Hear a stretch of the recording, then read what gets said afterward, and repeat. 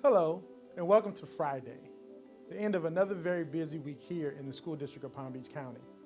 I'd like to begin with a COVID-19 update.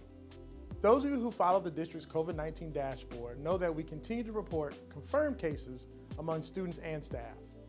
While our dedicated commitment to COVID-19 safety guidelines on district property continues to keep the numbers relatively low, the cases on our campus reflect what is occurring in our community.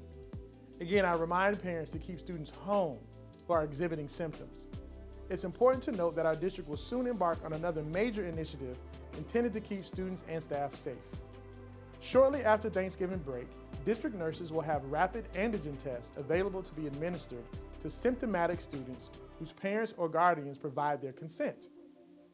A consent form is attached to this newsletter to explain what's involved in the voluntary testing process for students exhibiting symptoms.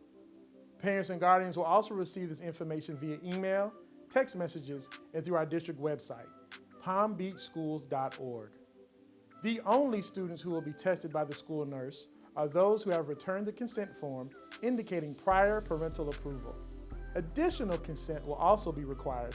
For children in grades pre-K through 2, a parent or guardian must be present at the time of the school-based testing. For children in grades 3 through 12, verbal authorization to proceed with testing will be accepted as additional verification to the consent form on file. Those parents will also have the option of being present during the test.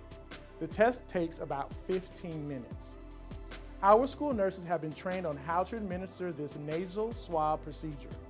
So far, the state has provided almost 9,000 tests to be distributed among all district and non-district schools in Palm Beach County, with the assurance that more tests are coming. School-based employees who are symptomatic will also have the option of being tested. I'd also like to take a moment to thank all of the district crews who worked Monday, even though our schools were closed due to Tropical Storm Ada. Thanks to their cleanup efforts, campuses were able to reopen safely on Tuesday. I am happy to report that the district did not suffer any significant damage from the storm. The district has also determined that a makeup day for Monday's closure will not be required. I'd also like to update you on a technological milestone we have reached on our campuses.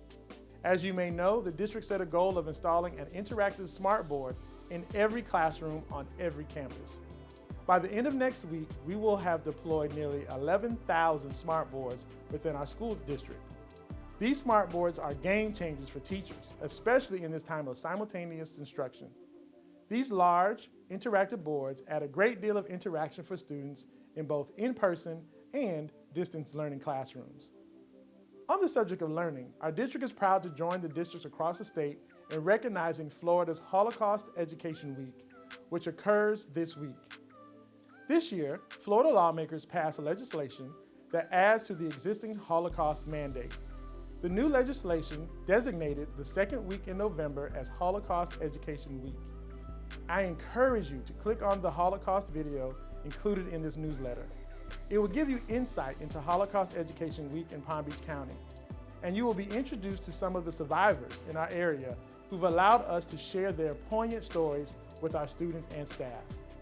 Throughout the week, a variety of educational activities and programs took place in our schools in addition to the core Holocaust curriculum that we currently teach our students. I also invite you to visit the district's Holocaust Research webpage, palmbeachschools.org/Holocaust. We also end this week by saluting the district's many veterans and all veterans who have served our country. On Wednesday, the district honored our veterans with a virtual celebration. We recorded the tribute to share with you. You'll also see the link for that video below. And finally, I'd like to acknowledge 4 tremendous educators in our district.